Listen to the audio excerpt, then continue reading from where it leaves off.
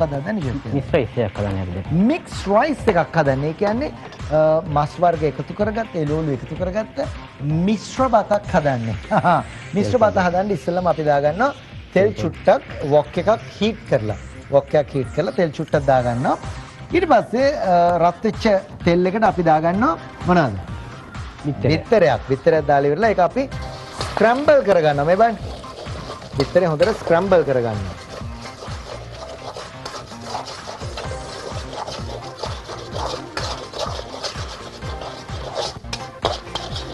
right ස්ක්‍රැම්බල් කරගත්තට පස්සේ බිත්තරේ අපි ඒක බා ගන්නවා. මේ බලන්න. අපි ස්ක්‍රැම්බල් කරගෙන බිත්තරේ බා ගන්නවා වෙනම. ඊට පස්සේ අපි ආයෙ තෙල් ටිකක් දාලා තමයි බත හදන්න පටන් ගන්න. right බා ගත්තට පස්සේ අපි ආයෙ තවත් තෙල් ටිකක් දාගන්නවා. මෙන්න මේ විදිහට තෙල් ටිකක් දාලා රත් වෙච්ච ලිපේ අපේ මිශ්‍ර බත එහෙම නැත්නම් ඉංග්‍රීසියෙන් කියන මොකද්ද mix rice. right mix rice එක හදන්න අවශ්‍ය කරන දේවල් ලෑස්ති කරගන්නවා. දැන් මික්ස් රයිස් එහෙමත් නැත්නම් මිශ්‍ර බත කියන වචනේ පරිසමාප්තාර්ථයෙන්ම මෙතනට එකතු කරලා තියෙනවා මාළු වර්ග, මස් වර්ග. මෙන්න තියෙනවා දැල්ලෝ, මෙන්න තියෙනවා ඉස්සු, ඒකම තියෙනවා චිකන්. ඒ කියන්නේ chicken and seafood. right chicken and seafood එකතු කරගෙන තමයි අපි හදන්නේ අපේ මික්ස් රයිස් එක. right මෙන්න මේ විදිහට දාගන්නවා ඉස්සු ටික, chicken ටික, ඒකම කටල් ෆිෂ් නැත්නම් කලමාරි. perfect. right ඒ ටික දාලා ඉවරලා හොඳින් අපි ඒ ටික මේන මෙහෙම කුක් කරගන්නවා. lovely.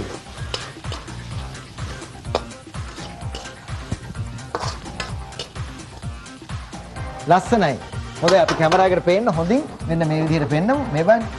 wow ලස්සනට අපි සී ෆුඩ් ටිකයි චිකන් ටිකයි හොඳින් මික්ස් කරන්න මෙහෙම පේන්න. හැමෝටම. wow. දැන් අපි මේක වෙනම බැද ගැනීමට අවශ්‍ය නැහැ. සමහර වෙලාවට අපි මික්ස් රයිස් හදනවා කියපුවම චිකන් කර වෙන්න බදිනවා. කර වෙන්න බැදනවා. නැත්තම් එහෙමනම් අපි කටල් ෆිෂ් එහෙම නැත්තම් දැල්ලෝ එහෙමත් නැත්තම් ඉස්සු ටික කර වෙන්න බදිනවා. එහෙම අවශ්‍යද? නේ. එහෙම කර වෙන්න බදින්න එපා. එතකොට ඒකේ රසය, ඒකේ ඇතුළත තියෙන තෙතමනය, ෆ්ලේවර් එක හැම දෙයක්ම ගිලිහි යනවා. ඒ නිසා අපි සාමාන්‍යයෙන් මේ විදිහට සෝට් කරලා ගත්තොත් නැත්තම් ටොස් කරලා ගත්තොත් ස්ටර් ෆ්‍රයි කරලා ගත්තොත් හොඳයි කියලා වෙලා මම විශ්වාස කරනවා. right. ඊළඟට අපි දාගන්නවා පෙපර්. පෙපර් චුට්ටක්, salt ටිකක් මෙන්න මේ විදිහට දාගන්නවා. right. හොඳින් පෙන්නමු අපි. right. මෙන්න මේ විදිහට දාගන්නවා. ඊට පස්සේ අපි ඒකත් හොඳින් සීසන් කරගෙන මේන්න මෙහෙම මික්ස් කරගන්නවා. දැල්ලගන්න. very good.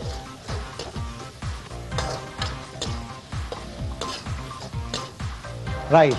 හොඳට බැදුනට පස්සේ ඒ කියන්නේ කර වෙන්න නෙමෙයි පදමට බැදුනට පස්සේ අපි අනිත් දේවලුත් එකතු කරනවා. මොනවද ඊළඟට එකතු කරන්නේ ෂෙෆ්? කැරට්. කැරටුත් තියෙනවා. මේ බලන්න හීනියට කපාගත්ත. අපි කියනවා ජූලියන් කට් නැත්නම් මැච් ස්ටික් ස්ටයිල් නැත්නම් ගිනිකූරු ස්ටයිල්. එහෙම කපාගත්ත කැරට් ටිකත් අපි මික්ස් කරනවා. අපූර්වයි. දැන් බලන්න මෙච්චර හීනියට කැරට් කපාගත්තට පස්සේ මේක ඉදෙන්න වැඩි වෙලාවක් යන්නේ නැහැ. වැඩි වෙලාවක් යන්නේ ඉතින් රයි. පාර අපි රයිස් ටිකක් එකතු කරගන්න. මේ කියන්නේ උයාගත්ත බත් ටික නේද? බාස්මති හාල් නම් වඩාත් හොඳයි. උයාගත්ත බාස්මති බත් ටික මෙන්න මේ විදිහට එකතු කරගන්නවා අපූර්වට. right. එකතු කරගත්ත බාස්මති බත් ටික ඒක මතක් කරන්න ඕන ගින්දර. නැත්තම් තාපය මේ වෙලාවේ හොඳට තියෙන්න ඕන. හොඳට රස්නෙන් බත් ඇට ටික නැත්තම් හාල් ඇට ටික පුපුරන්න තියෙන්න ඕන. ඔන්න ෂෙෆ් ඒ අතරේ එකතු කරගත්ත මොනවද? ස්වස්තිකවුත් එකතු කරගන්න. එතකොට රසකාරක එහෙමත් නැත්නම් ටේස්ට් එන්හාන්සර් කියන ඒවා අපි මේකට එකතු කරනවද? නෑ නේද? ඔය සමහරු කියන්නේ MSG කියලා මොනෝ සෝඩියම් ග්ලූටමේට්. ඒ වගේ දේවල් එකතු කරන්න අවශ්‍ය නෑ. right. ඒකම අපි ළඟ තියෙන තවත් පොඩියට ලියාගත්ත නැත්නම් මේ කපාගත්ත මොනවද? ලීක්ස්. ලීක්ස් උත් එකතු කරනවා. දැන් යමක ඇහුවොත් අයියනේ ඒ වෙලාවේ අමතක වුණාද? කැරට් එකතු කරද්දි ලීක්ස් එකතු කරන්න අමතක වුණාද? නෑ ලීක්ස් ඉක්මනින් හිතෙනවා. ඒ නිසා තමයි ලීක්ස් අන්තිමට එකතු කරේ. ඊට පස්සේ අපි පදමට දාගන්නවා ලුණු ටිකකුත් නේද? අපි බිත්තර ටික අපි ස්ක්‍රැම්බල් කරගත්ත බිත්තර ටික ඔන්න දාගත්තා. right. සියල්ල දාලා අපි එකතු කරගන්නවා ලුණු ටික. right. බලන්න දැන් අපි ප්‍රෝන්ස් එකතු කරලා තියෙන ලොකු ප්‍රෝන්ස්. චූටි ප්‍රෝන්ස් උත් නෙමෙයි. ඒ වගේම අපි ඒක චූටි කෑලි වලට කපලත් නෑ. ඒකේ පොත්තත් අපි පළලා තියෙන්නේ. දෙපැත්තෙන් පළලා ටිකක් සංයුතිය වැඩි කරලා තියෙන්නේ. එතකොට කණේ කෙනෙකුට වෙනම ඉස්සෝ කරියක් ඉස්සෝ බැදිල්ලක් අවශ්‍ය වෙන්නේ නැහැ. මේකෙම තියෙනවා ලොකු ඉස්සෝ. ඒ වගේම තව තියෙනවා බිත්තර. ඒ වගේම තියෙනවා චිකන් එකේ කුකුල් මස්. ඒ වගේම තියෙනවා කලමාරි. එහෙම නැත්නම් කටුල් ෆිෂ්. තවත් දිගින් කියනවා නම් දැල්ලෝ. very good. සියලුම දේවල් එකට එකතු කරලා හදාගත්තට පස්සේ අවසන් නේද? අවසන්. right. මෙන්න අපි එකතු කරනවා අපේ බත් එක භාජනයට. බලන්න ලොකු ඉස්සෝ. මේ හැම දෙයක්ම එකතු වෙලා අපේ බත් එක රිච් වෙලා තියෙන. එහෙම නැත්නම් රසෙනුයි, පෙනුමෙනුයි පෝසත් වෙලා තියෙන්නේ. wow. perfect. lovely. right. මෙන්න අපි හදාගත්ත මිශ්‍ර බත්. හොඳයි. මෙන්න අපි හදාගත්ත මිශ්‍ර බත්. එහෙමත් නැත්නම් මික්ස් රයිස් එක.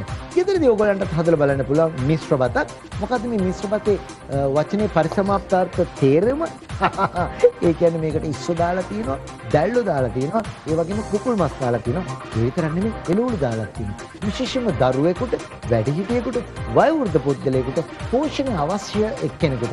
එහෙමත් නැත්නම් ව්‍යංජන 3-4ක් හදන්න වෙලා ගන්න බැරි එක්කෙනෙකුට මේ වගේ මික්ස් රයිස් එකක් හදුවා නම් ඔයගොල්ලෝ කියන්න පුළුවන් ආය අනම් මනන් නැතුව. Thank you, Chef Priyanka. Very good.